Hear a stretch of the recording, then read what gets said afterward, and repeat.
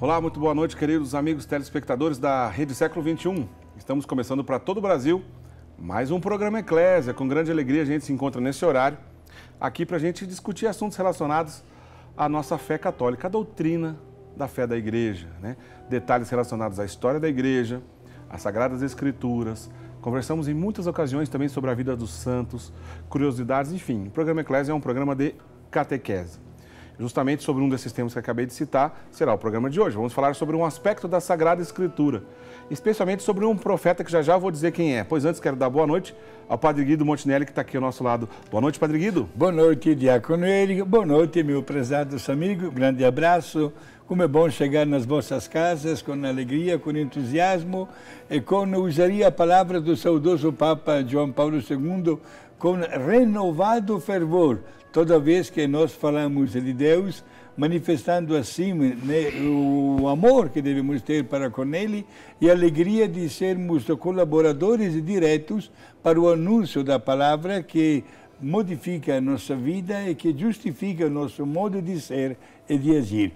Portanto, eu gostaria, desde este instante, desejar a todos muita paz, muita serenidade e que o conteúdo deste programa de hoje seja mais uma aula de enriquecimento, não só cultural, mas, sobretudo, quanto à nossa devoção para com Deus. Muito bem.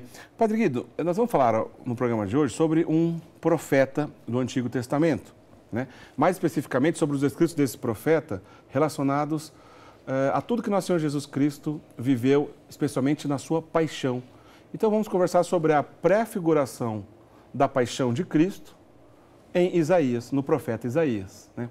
O Padre Guido, obviamente, é estudioso desse assunto relacionado às Sagradas Escrituras, vai nos ajudar, vai nos ensinar bastante nesse programa de hoje. Mas para o começo da nossa conversa, Padre Guido, sim, Isaías é um dos grandes profetas do Antigo Testamento, mas quando a gente pensa em grande, a gente está falando relacionado pelo grau de importância ou pela quantidade de produção literária que ele fez? Vamos colocar as duas coisas juntas, né? No Antigo, como também no Novo Testamento, todos os livros da Bíblia estão catalogados em 3 dimensões: livros históricos, livros didáticos e livros proféticos. Quanto ao Antigo Testamento, nós temos 18 livros proféticos, divididos, Diácono Érico, em 2 categorias: grandes profetas ou profetas menores. Grandes no sentido que escreveram muito e, naturalmente, até pela importância extraordinária que tiveram na história da redenção. São 18 livros no Antigo Testamento. Os grandes profetas aos quais pertence Isaías são Isaías, Jeremias, Lamentações, Baruque, Ezequiel e Daniel. Certo. Ao passo que no Novo Testamento temos só um livro profético. É o livro do Apocalipse, de autoria de São João. Portanto, temos o livro profético. Profético é uma palavra também que tem uma origem grega. Vem do verbo grego profemi, que significa falar em lugar de.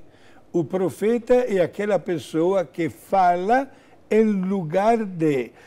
Às vezes nós pensamos que profeta significa que acerta o que vai acontecer. Não está errado, porque na verdade todos os profetas disseram alguma coisa que depois aconteceu na verdade. Mas não é a finalidade prioritária que prestigia o nome de profeta. Quer dizer, profecia e premonição não são necessariamente sinônimos. Exato, não são, absolutamente. Agora, o profeta é aquele que fala em nome de Deus. Certo. Agora, Isaías se destaca na Bíblia por vários fatores. Alguém, talvez, que tem até a Bíblia, todo mundo tem a Bíblia em casa, é só olhar, folheando. Gente, nunca termina este livro. É longo, né? É longo, são 66 capítulos da profecia de Isaías. Ô, Padre Guido, já adiantando então para a gente conhecer um pouco mais sobre o profeta Isaías, E depois o senhor vai entrar aqui na questão da paixão de Cristo. Sim. Mas será que houve só um Isaías, Padre Guido? Ou a gente pode encontrar na história, e até mesmo ali na Bíblia, alguém que escreveu em nome de Isaías? Perfeito. É isso que aconteceu. Inclusive, há várias Bíblias que colocam uma primeira parte de Isaías com o título de Proto-Isaías, exatamente do primeiro capítulo até o capítulo 38. Depois temos um Deutero-Isaías, seria um segundo Isaías, até o capítulo 55. E depois dos 56 até 66, um terceiro Isaías. Isto aconteceu exatamente este fenômeno de alguém, naturalmente, que inspirado por Deus, escreveu usando o nome de Isaías. Foi anexado ao profeta Isaías. E, naturalmente, como você assinou muito bem, diácono, que ele prefigura vários momentos da vida de Jesus, com destaque o tema que nós vamos enfrentar hoje, a paixão e a morte de Jesus. Mas foi um homem que não deixou escapar nenhuma referência vinda diretamente de Deus. Não é, digamos assim, supérfluo, é necessário conhecer que dois são os fenômenos que acompanham as profecias, na inspiração e a revelação. Certo. Primeiro é a revelação de Deus, que mexe com a inteligência de uma qualquer pessoa. E a inspiração é a maneira como esta qualquer pessoa escreve o pensamento de Deus, usando, porém, a mentalidade da sua época. Por isso, esses dois fenômenos são importantíssimos para conhecer o estilo de cada profecia, como também o estilo de cada evento da história. Bom, no que diz respeito a Isaías, como o senhor acabou de explicar, é provável que alguém, né, escreveu e usou o nome do profeta Isaías, mas não necessariamente ser o próprio. Mas acontece que uma pessoa chamada Isaías, um profeta, existiu. Sim. E de que período da história que ele viveu, Padre Guido? Estamos com de 600 a 700 anos antes de Cristo. É bom saber que o nome Isaías em hebraico significa em português Deus ajuda. Certo? Estamos, portanto, com 600 ou mais anos e este homem já descreve, usaríamos uma expressão típica brasileira, tintim por tintim, tantos eventos da vida de Jesus, eventos, meus amigos, que se realizaram ao pé da letra. Interessante, Padre Guido. E no que diz respeito ao entendimento, né, de uma espécie de, vamos dizer assim, dificuldade em perdoar, né, do homem da sua época, né, já percebendo isso na convivência da sua comunidade, Isaías já dedica tempo para escrever sobre isso, não escreve, Padre Guido? Diácono, é bom dizer aos nossos amigos telespectadores que o ambiente no qual escreveu, viveu Isaías não era dos melhores. Certo. O homem estava endurecido no erro e no pecado. Isaías intervém querendo mostrar, através da integridade da sua vida, que não era seguindo os exemplos dos outros que haveria uma conversão.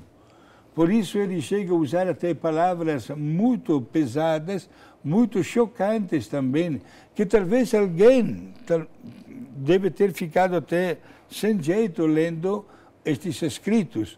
Só que ele não estava brincando no ponto. Porque Isaías escreve, sim, se nós olharmos os últimos capítulos, mostra até o sorriso nos lábios, mas numa boa parte de toda a sua longa profecia, mostra a preocupação. Padre Guido, é possível destacar, por exemplo, uma ou mais passagens de Isaías, onde a gente, se a gente quisesse fazer uma espécie de resumo sobre o que mais importante ele fala sobre as profecias relacionadas ao nosso Senhor Jesus Cristo? Sim. Não é difícil dar uma resposta. Por exemplo, quando se aproxima a época do Natal, nas igrejas são lidas várias profecias, uma das quais é do profeta Isaías, no capítulo 7, versículo 14, onde ele chega a dizer: vocês não se comportam bem, vocês não querem se converter, por isso Um dia, uma virgem conceberá um filho que se chamará Emanuel, em hebraico. Lembrando, antes de eu explicar o que significa Emanuel, a gente está falando de 600 ou 700 anos antes de Cristo. Antes de Cristo, exato. E o que significa Emanuel? É Deus conosco, Natal. Entendeu? Isto é, Deus, na sua imensa bondade e misericórdia, sempre marcou a sua presença com a humanidade, mesmo quando a humanidade preferiu virar as costas. Mas Deus não cansou de mandar tantas pessoas santas aqui na terra. Mandou também os profetas, pessoas justas, etc., mas foram todos rejeitados.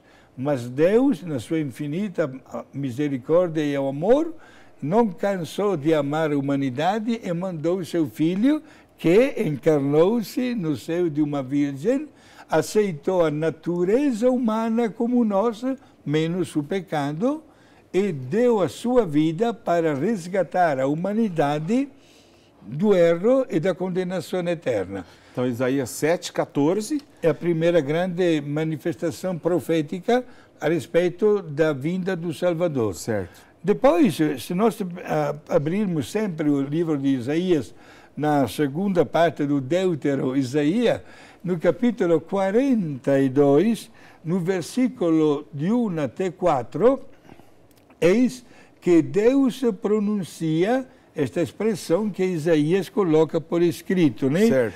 E, falando de Jesus, qualificando-o como meu servo escolhido, sobre o qual manifesto o meu agrado. Não é difícil encontrar a mesma frase repetida 2 vezes nos evangelhos. Certo. Os evangelistas, quando falam do batismo de Jesus, operado nas águas do Rio Jordão, pelas mãos de São João Batista, todos ouviram a voz: este é o meu filho eleito, bem amado, e ouviu, escutai-o.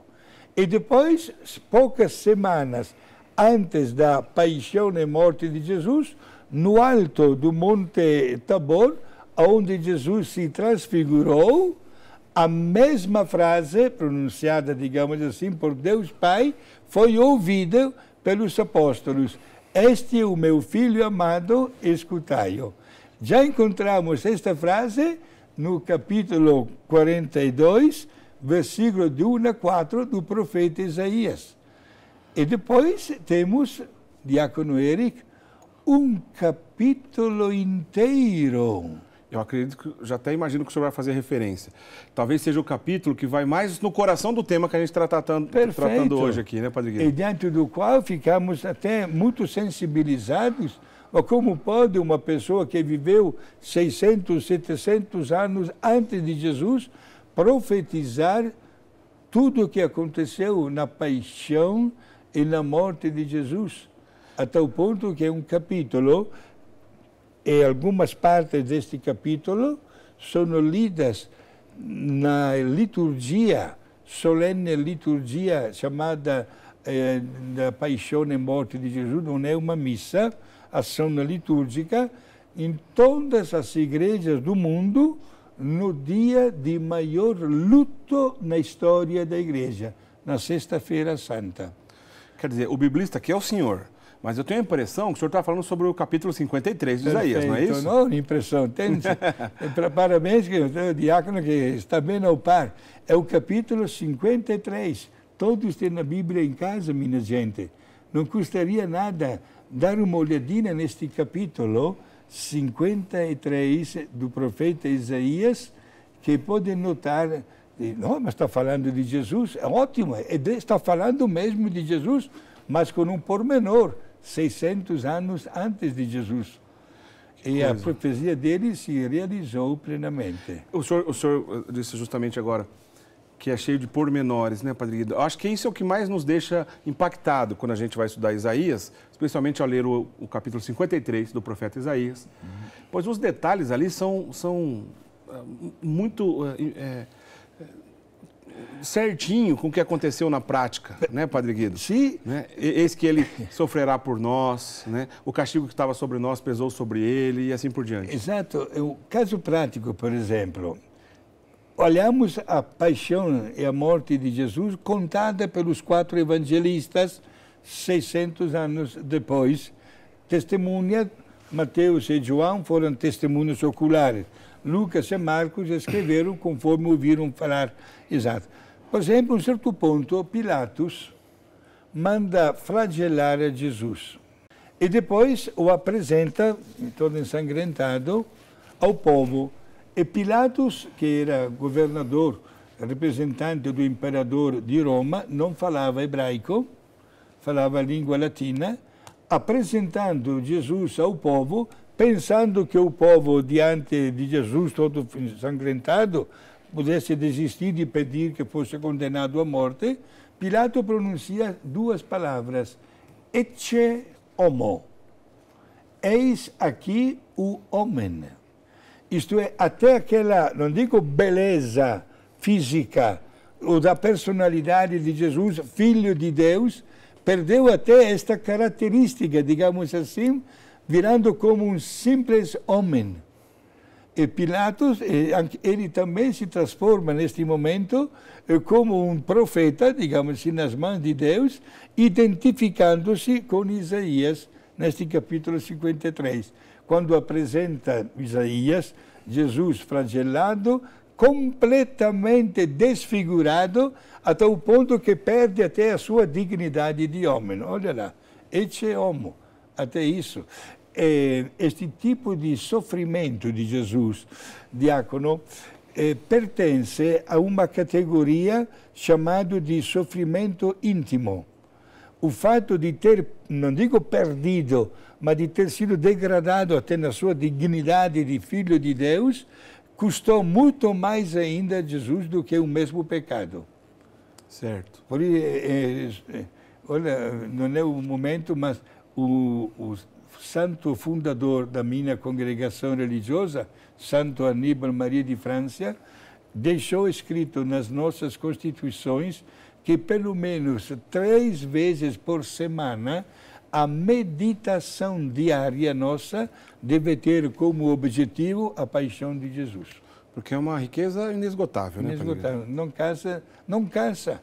Ele, sobretudo, gera um efeito que ninguém de nós pode ficar indiferente diante de tudo que Jesus sofreu. Padre Guido, será que quando Isaías escreveu sobre essa prefiguração da paixão de Jesus, que só alguns séculos depois iria se encarnar, né, no seio da Virgem Maria, será que ele pensava numa espécie de ensinamento onde era claro um contraste entre a importância que os homens dão, né, as honras, etc., que o homem dá para si mesmo, e aquilo que, a maneira como Deus olha para os seus filhos?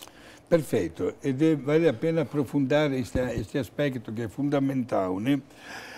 Diante da pessoa humana, adquire valor o que se apresenta como valioso.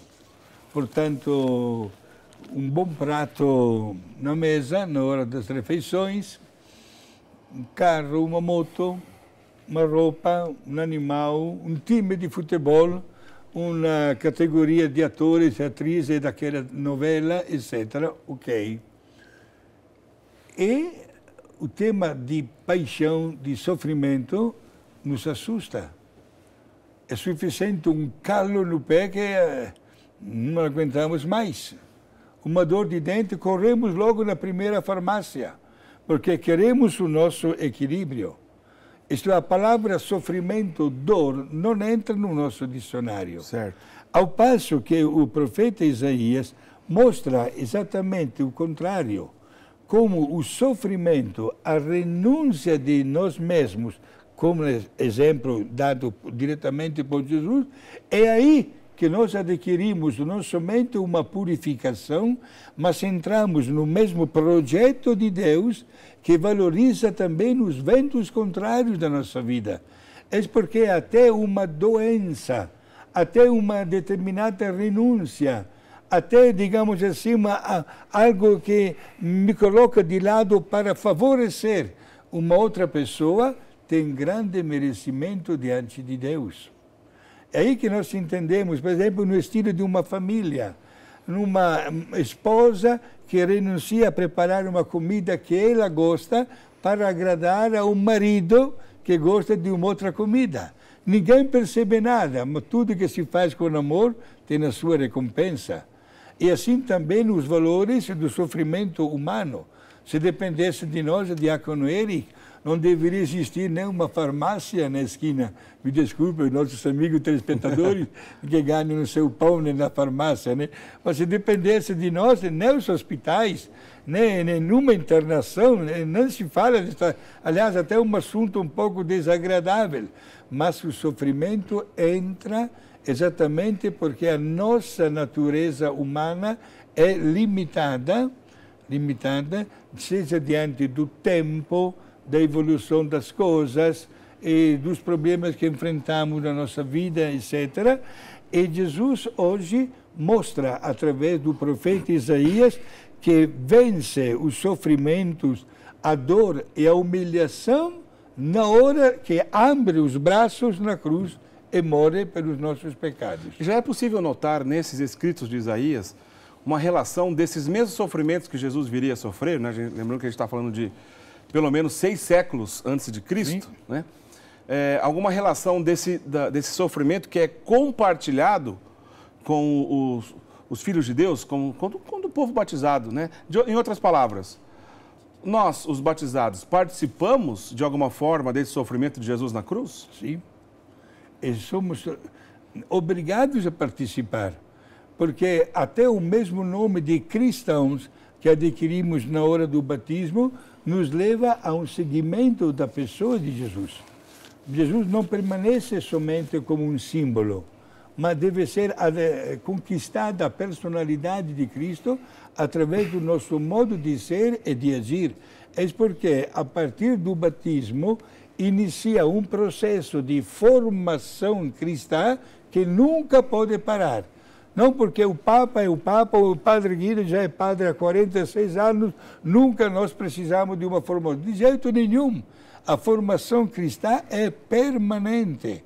E todos nós somos alunos deste grande mestre que é Jesus. É porque ele nos ensina, através da sua paixão, a purificar a nossa vida e a imitar ele, que renunciou não somente a tantas coisinhas que estavam no seu redor, mas também a sua mesma vontade. Seja feita a tua vontade e não a minha. Chegou a dizer isso, como homem naturalmente, né? Aceitou plenamente a vontade divina, mesmo quando se tratou de enfrentar o patíbulo, o sofrimento da cruz. Por isso que é comum a gente, quando a gente estuda a vida dos santos, especialmente aqueles que mais sofreram, mais presenciaram essa paixão de nosso Senhor Jesus Cristo na própria pele, é uma espécie de união do sofrimento da pessoa com o que Jesus viveu na cruz. Quer dizer, para o cristão é possível sofrer de maneira solta e dependente da cruz, e também é possível sofrer com Jesus na cruz? É mais ou menos por aí, Padre Guido? Sim, e vou acrescentar mais ainda. Volto ao mesmo exemplo de antes. Se eu estou com dor de dente, vou logo à procura de uma farmácia. Temos, porém, na história da vida cristã, muitas pessoas que, de verdade, enamoradas de Jesus, fizeram questão de ter uma partilha do sofrimento de Jesus. Olha que entramos numa linguagem mística, muito profunda.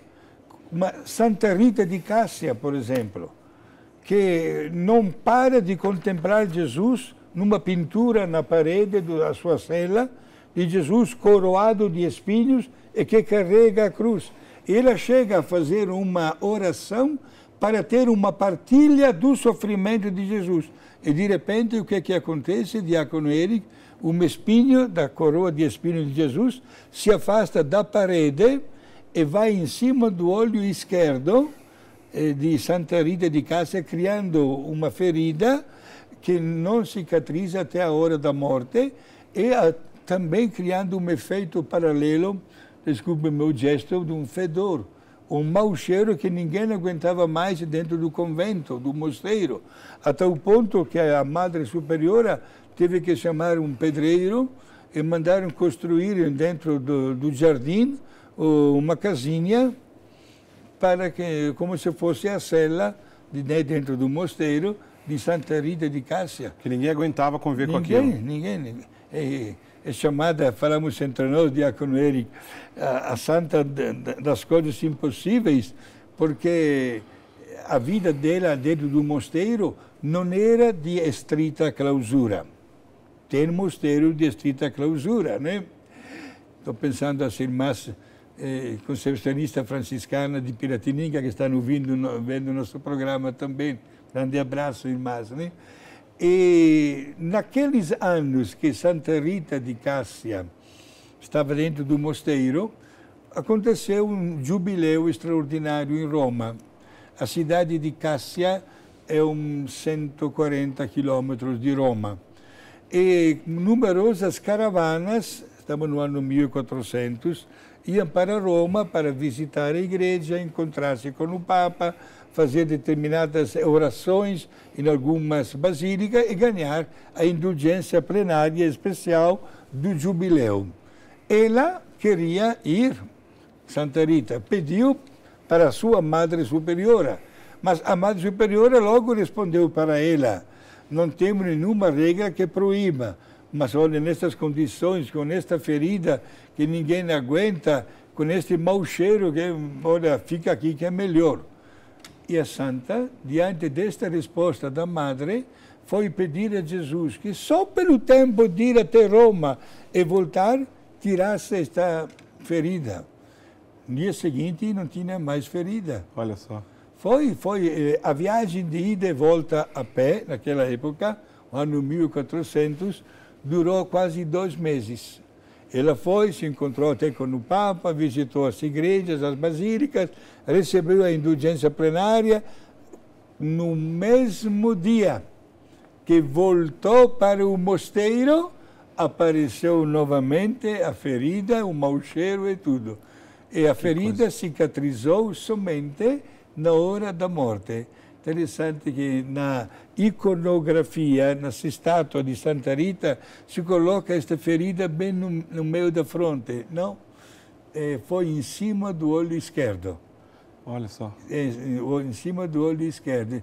O corpo de Santa Rita até hoje incorrupto na igreja anexa ao mosteiro. Pedi para a nossa diretora Marina colocar, você está vendo aí a imagem, né, da urna com o corpo incorrupto de Santa Rita de Cássia até hoje, né? Sim. É possível, né? É verdade que depois de tantos séculos, ainda que esse corpo seja incorrupto, a gente já percebe ali sinais do tempo, né? Mas ainda assim é possível perceber que alguma coisa sobrenatural aconteceu com esse corpo. Vou retificar uma tua palavra. Alguma coisa sobrenatural aconteceu. Acontece, bem lembrado, Padre Guido. Porque, meu senhor, tem um fenômeno que até hoje a ciência levanta as mãos, não sabe explicar. Qual é? A mudança de decúbito da santa. O corpo da santa está dentro de uma urna de vidro transparente, deitado, a cabeça reclinada em cima de um travesseiro e que olha de um lado. 2 ou 3 vezes ao ano, de manhã, quando se abre a capela com a urna, o corpo está olhando para o outro lado. Não tem explicação. Corpo incorrupto, mas não é um fato comum. Também pois é, não é.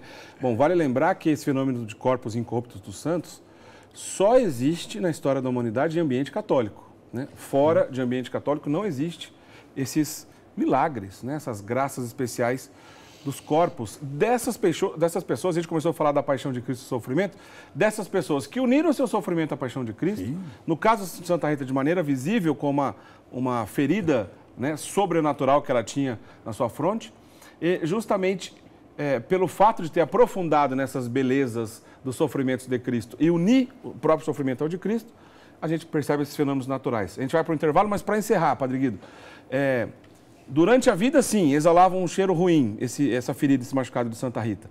Porém, após a morte, esse cheiro ruim continuou? O que aconteceu, Padre Guido? Diácono Eric, gostaria que o senhor também estivesse com este momento, com o pensamento do que está passando na minha cabeça. O corredor, onde está o quarto de Santa Rita, se visita o mosteiro até hoje, e o corredor tem um fortíssimo cheiro perfume de rosas. Logo que se entra naquele corredor, qualquer que seja o momento do ano, e não tem nenhuma rosa. Um forte cheiro de rosa. Quando se chega bem na frente da porta do quarto de Santa Rita, dobra o cheiro de rosas. E não tem ninguém, nada, nem uma flor de rosa lá dentro. Isto é, o mau cheiro passa a ser um gostosíssimo perfume de rosas. Depois também de séculos e séculos, né? Como a gente começou dizendo aqui, da pré-figuração da paixão de Jesus em Isaías, foi muitos séculos antes, né? Da própria encarnação de Jesus aqui nessa terra, no nosso meio. Esses fenômenos, no caso de Santa Rita, também séculos e séculos até hoje após a sua morte. Agora, Padre Guido, numa visão talvez um pouco, eu diria, premeditada de Isaías, a gente não tem a impressão que Deus está castigando nosso Senhor Jesus Cristo? É a palavra que mais ocorre até nas cartas de Paulo. Aparentemente, uma leitura se boiando, superficial, dá esta impressão de um castigo que Deus dá ao seu filho.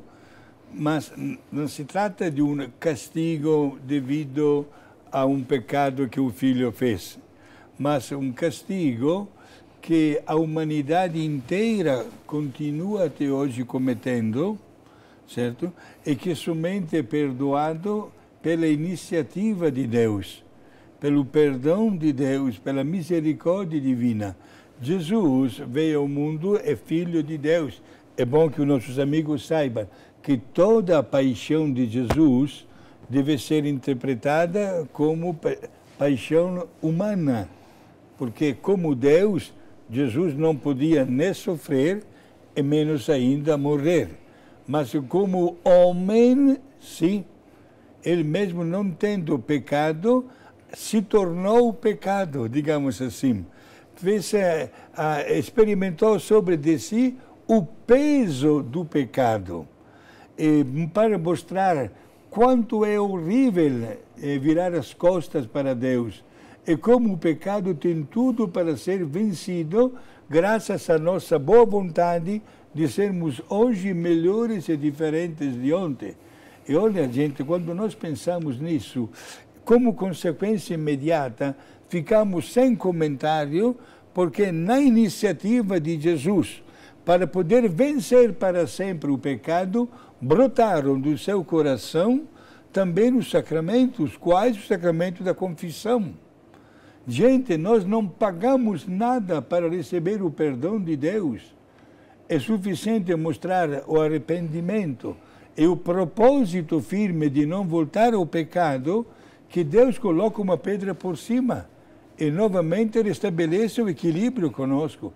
Tudo isso graças ao sacrifício de Jesus.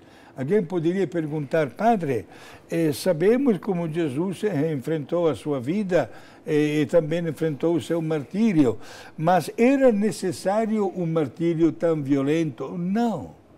Por tratar-se de um homem-Deus, até uma simples gota de sangue já teria alcançado o objetivo de resgatar a humanidade de qualquer forma de erro ou do pecado. Quer dizer, se Deus é onipotente, pode todas as coisas, poderia ter redimido a humanidade com essa gotinha de sangue, por exemplo? Sim, era suficiente.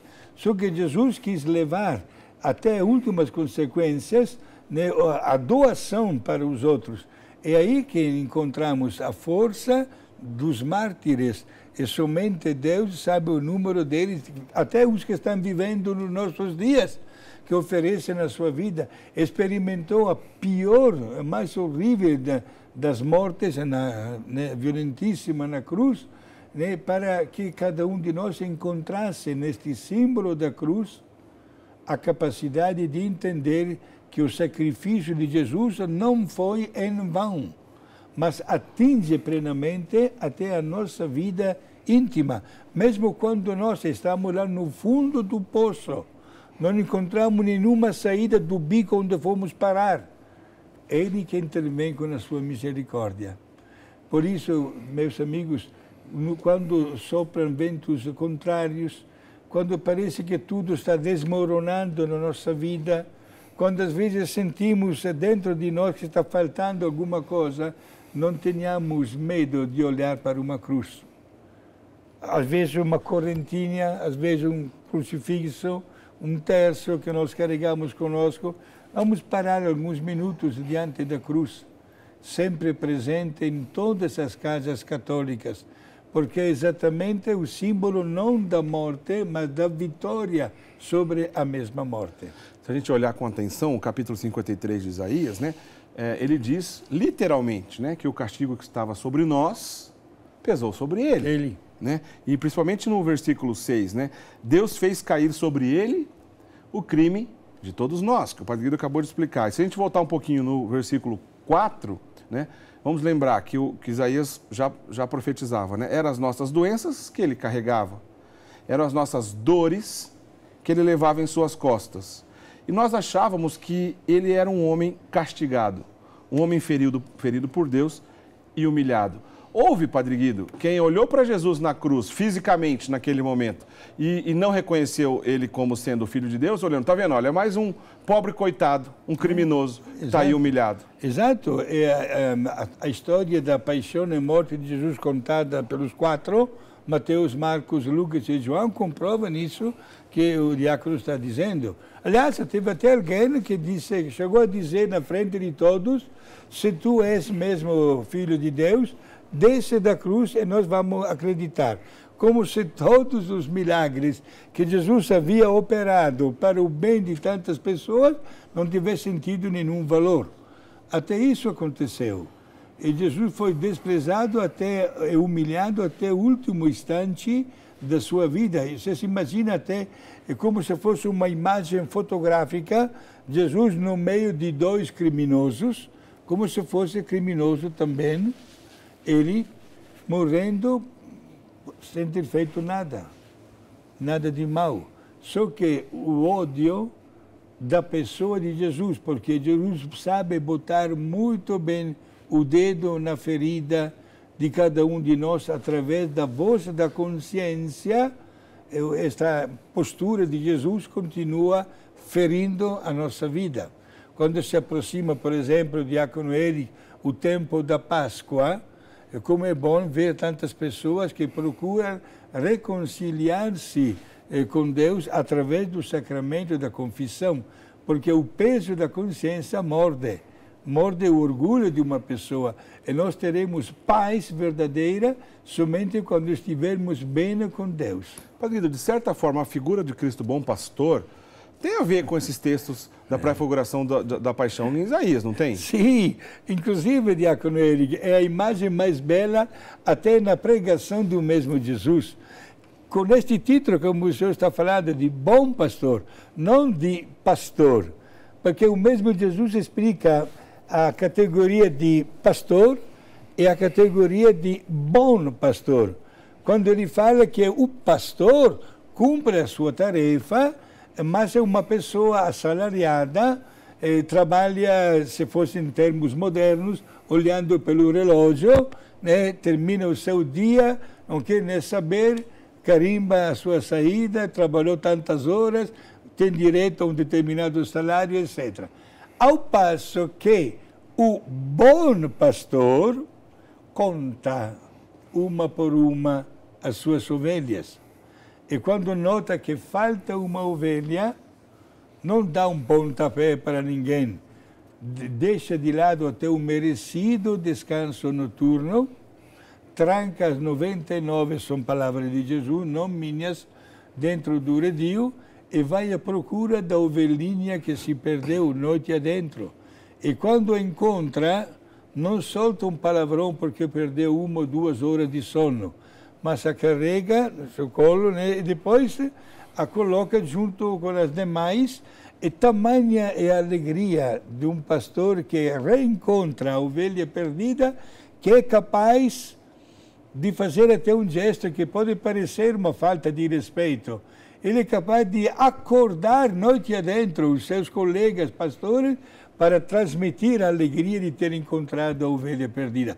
Este que é o bom pastor, para dizer, são palavras, repito, de Jesus, que se faz no céu uma festa maior para uma ovelha que havia se perdido e foi encontrada, do que por 99 ovelhas que já estavam ao seguro dentro do redil. Agora, Padre Guido, da mesma maneira que, né, o senhor já explicou tão bem, até usamos aqui o exemplo de Santa Rita, de Cássia, da mesma maneira que é possível, né, a cada batizado unir os seus sofrimentos aos sofrimentos de Cristo, e não sofrer em vão, vamos assim dizer, né, unir o seu sofrimento ao de Cristo, ou mesmo aquelas pequenas penitências, seja no período da quaresma ou fora dela, unindo mesmo, né, essa necessidade de mortificação da carne e até mesmo do sofrimento de Jesus, Isaías também deixa um sinal de esperança, né? No mesmo capítulo 53, versículo principalmente 11 e 12, de que, pelas amarguras suportadas, né, ele, ou seja, o servo justo e fiel, o próprio Cristo, ele verá a luz. Pelo seu conhecimento, né, o meu servo justo devolverá a muitos a verdadeira justiça, e por isso eu lhe darei multidões como propriedade, porque carregou os pecados de muitos, intercedeu pelos pecadores. Quer dizer, não é só uma questão de que o próprio servo fiel verá a luz, né? Como usa a expressão de Isaías ali no versículo 11. Verá a luz. Ora, com Jesus vamos ressuscitar. No final das contas é isso que o próprio Isaías também está prefigurando, não é, Padre Guido? Perfeito. Se estivéssemos no mundo latino de 2000 anos atrás, a frase típica para explicar esse processo seriam estas palavras: per aspera ad astra. Não, repete aí, Padre Guido. Vou até pedir para, por favor, escreva aí na tela, Marina, por gentileza. Per aspera ad astra. Significa? Isto é, através das renúncias do sacrifício, chegamos às estrelas. Isto é, qualquer sucesso é fruto sempre de um sacrifício, de uma doação. Uma mamãe não mede esforços quando se trata de manifestar o amor para o bebê. Nunca olhe pelo relógio se é 1 da tarde ou se é 1 hora de madrugada. É pronta a renunciar a tudo, até o almoço, até ao descanso noturno, etc. E quanto mais uma pessoa se purifica, mais esta pessoa cresce na vida espiritual. E é aí que nós entendemos, até em termos, usamos a palavra certa, né, diácono permanente, até em termos eclesiásticos, o valor de uma vida consagrada a Deus. Quando tantas vezes até a mesma vida religiosa é vista só no aspecto das renúncias. Não, é mentira. Eu seria uma pessoa muito infeliz se faltasse este ideal de doação total para Deus através dos irmãos que Deus entrega aos meus cuidados pastorais diariamente. Isto, porém, comporta uma renúncia um pouco de tudo. Tem um horário para ser respeitado, tem, digamos, um ambiente particular, uma disciplina que regula também a minha vida religiosa, um atendimento, e, por exemplo, até hoje, não porque sou padre há 46 anos e meio, até hoje diaconeio não é uma confissão aberta, mas nunca renunciei aos chamados noturnos para atender pessoas que estão muito mal e muitas delas foram para o céu. Acho que o senhor está querendo dizer, Padre Guido, é que mesmo com tanto sacrifício que a vida religiosa pede, como é isso que o senhor está dizendo, né? De que às vezes tem que acordar no meio da noite para atender um doente. Eu imagino que o senhor tenha feito isso em muitas ocasiões durante a sua vida, né? Exato. Apesar disso, quer dizer, as recompensas e a alegria na alma vale a pena. Não somente vale a pena, mas cria uma, não digo a palavra satisfação, mas uma realização concreta do meu status de vida. Eu fico contente também em dar este depoimento público, porque sustenta também a minha vida, o meu modo de ser e de agir, certo? E, naturalmente, isto comporta uma determinada sequência de renúncias. Eu nunca teria imaginado, somente com um mês de sacerdócio, de receber uma ligação telefônica dos meus superiores e deixar tudo até a pátria e chegar no Brasil. que toda a vida, são 46 anos, não tenho nenhum parente no Brasil, mas não por isso fico acabrunhado, ou triste, desligado, não, pelo contrário. A gente procura viver como uma verdadeira família e considera as pessoas como imagem de Deus. Por isso não me falta nada para sentir-me plenamente realizado. Padre Guido, caminhando para o encerramento do nosso programa de hoje, que é um assunto interessante, mas olha, eu vou fazer essa pergunta para o senhor, não sei se o senhor tem resposta, mas queria ouvir o seu ponto de vista a respeito. Como é que é possível alguém ler Isaías 53, né, que está tão clara a pré-figuração da paixão de Cristo, né, e ainda assim, né, não reconhecerem Jesus como o verdadeiro Messias? Né?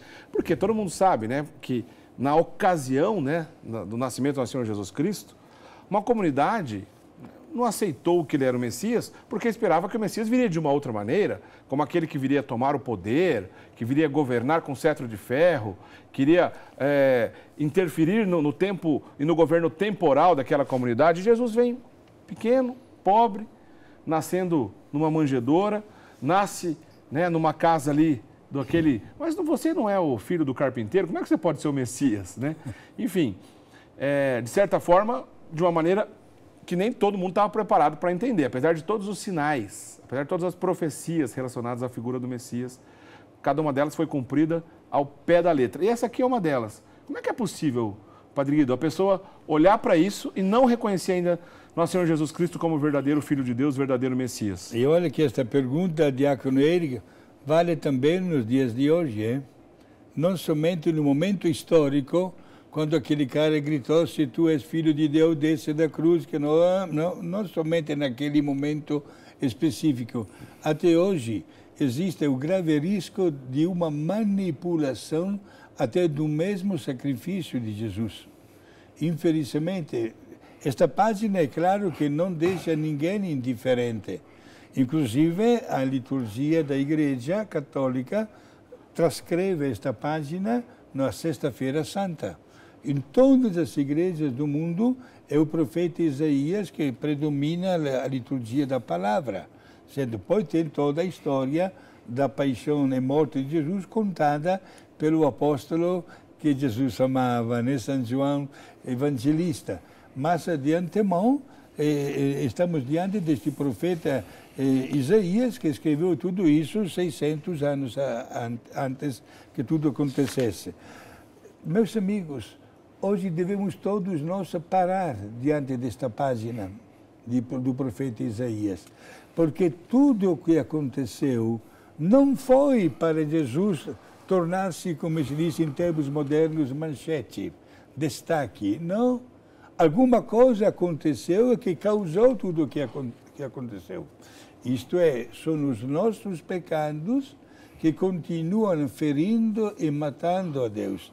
Olhamos para esta visão que não é somente simbólica.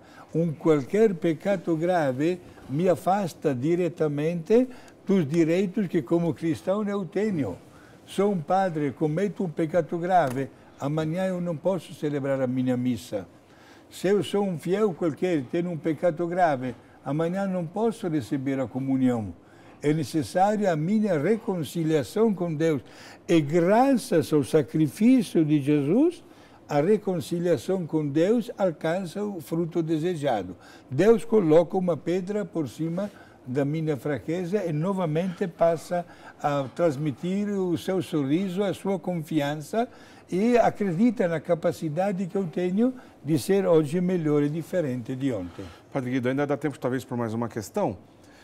Esse mesmo sacrifício de Jesus, né, na qual Isaías já prefigurava há tantos séculos antes do próprio Cristo ter se encarnado aqui na Terra, né, no seio da Virgem Maria.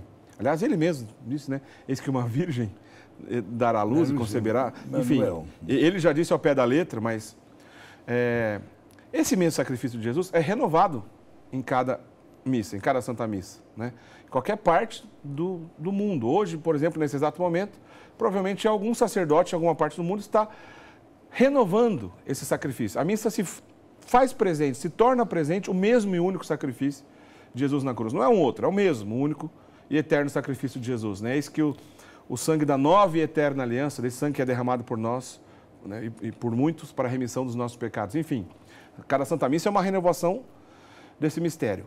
Eu sou diácono, não sou sacerdote, mas para mim já é uma honra tão grande servir o altar tão de perto, acompanhar isso ali de perto, do lado do sacerdote ou do bispo, e poder, né, repartir esse ministério de Cristo servidor, que é o papel do diácono, né? A hora para pregar a palavra de Deus, para cuidar da liturgia, enfim, ou dos pobres, que faz parte, né, do munus, do diácono. Agora, e o sacerdote? O senhor se lembra da primeira missa, onde o senhor passou pela mente falando assim, puxa vida, eu posso agora tornar presente, repetindo as palavras de Jesus, obedecendo o mandato da igreja e a sagrada liturgia, impondo as mãos sobre o pão e vinho, daqui a pouco não é mais pão, daqui a pouco não é mais vinho. Passa pela cabeça do sacerdote que todo esse mistério belíssimo da paixão do nosso Senhor Jesus Cristo, naquele momento está acontecendo, eu falei a primeira missa, mas pode ser até hoje, quase 47 anos depois, o senhor continua celebrando a missa. Sim. Passa pela cabeça do sacerdote isso? Sim. De verdade, diácono, vou dizer do ponto de vista das emoções, que até quando, um mês antes do sacerdócio, comecei a fazer os ensaios da celebração da missa, tendo ao meu lado um padre que me ensinava como devia fazer, com as palavras, com os gestos, com as mãos, os movimentos, etc. Já começava uma emoção fora extraordinária. Naturalmente, a imposição das mãos do bispo e também dos demais sacerdotes foi um momento sublime. E depois a gente parte para a grande aventura da vida, mas colocando exatamente o momento da missa como um momento prioritário nas atividades cotidianas de todos os dias. Meus amigos, até hoje não deixei de lado nenhum dia sem celebrar a minha Santa Missa. Aliás, poucos dias atrás, veio conversando com um grupo de amigos, lembrei um episódio que o ano passado o senhor veio também me visitar no hospital, né? Quando escorreguei num tapete de uma casa muito humilde, me quebrou o osso do pé. Demorou para recuperar, recuperação chatinha. 52 dias de hospital, uma mulher me interrompeu. Padre Guido, quer dizer que o senhor ficou 52 dias sem celebrar a missa. Eu respondi, não senhora, celebrei 52 missas de pijama. Não lhe sei nem os parabéns, só botando uma estola em cima do pijama. No leito do hospital. Não deixei nenhum dia sem celebrar a missa. Sua bênção, Padre Guido, para encerrar, certo. Por favor. E vamos assim, desejando, gente, que a paixão de Jesus penetre a nossa vida e possamos dar como resposta um verdadeiro amor singelo, ele merece. A bênção de Deus é Todo-Poderoso, o Pai, o Filho e o Espírito Santo. Amém.